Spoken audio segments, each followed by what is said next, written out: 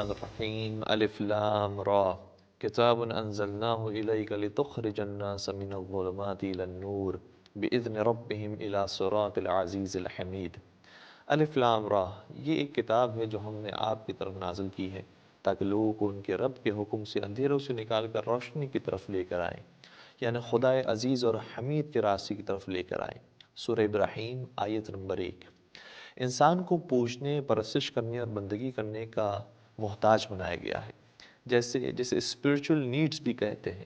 لیکن اگر انسان کا حقیقی معبود سے تعلق نہ ہو تو وہ اپنی اس ضرورت کو پورا کرنے کے لیے غلط راستے بھی اختیار کر سکتا ہے۔ اس لیے کچھ لوگ مشرک ہو جاتے ہیں، کچھ لوگ جانوروں کی پوجا کرنے لگتے ہیں۔ تمام فطری ضروریات ایسی ہی ہیں، یعنی اگر صحیح طریقے سے اسے پورا نہ کیا جائے تو غلط راستے کی طرف انسان چلا جاتا ہے۔ انبیاء کرام اس رابطے کو صحیح جگہ جوڑنے کا کام کرتے ہیں تاکہ انسان کی ضروریات صحیح سمت کی طرف گامزن ہو۔ اگر نبی نہ ہو تو مخلوق گمراہ ہو جائے گی اور اپنی مادی اور معنوی ضروریات کو پورا کرنے کے لیے غلط راستے کو اختیار کرے گی۔ بیج اور گٹھلیوں پر ذرا غور کریں، جب وہ مٹی کے اندر ہوتے ہیں تو مٹی کے نیچے تاریکی اور اندھیرے میں ہوتے ہیں۔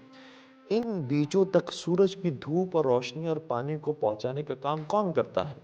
ایک باغباں، جو بیلچے مار کر پانی ڈال کر باہر کی توانائی کو اندر تک پہنچانے کا کام کرتا ہے اور مردہ بیج کو زندگی دیتا ہے۔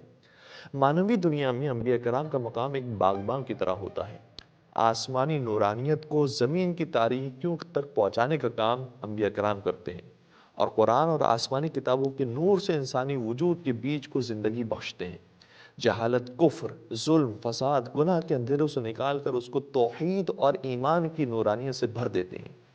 آیت اللہ خامنائی اپنی کتاب طرح کلی اندیش اسلامی میں فرماتے ہیں کہ عقید نبوت تمام ادیان کے اصول دین میں سے ایک اصول رہا ہے، بلکہ شاید تمام آسمانی ادیان کا بنیادی ترین اصول نبوت ہے۔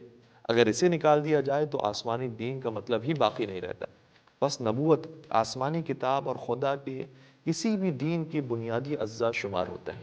بقول شاعر، آگ دیکھوں کبھی جلتا ہوا بستر دیکھوں، رات آئے تو یہی خواب مقرر دیکھوں، کوئی اس دور میں اعلان نبوت کرتا، آرزو تھی کہ خدا ساز پیمبر دیکھوں۔ والسلام علیکم ورحمۃ اللہ وبرکاتہ۔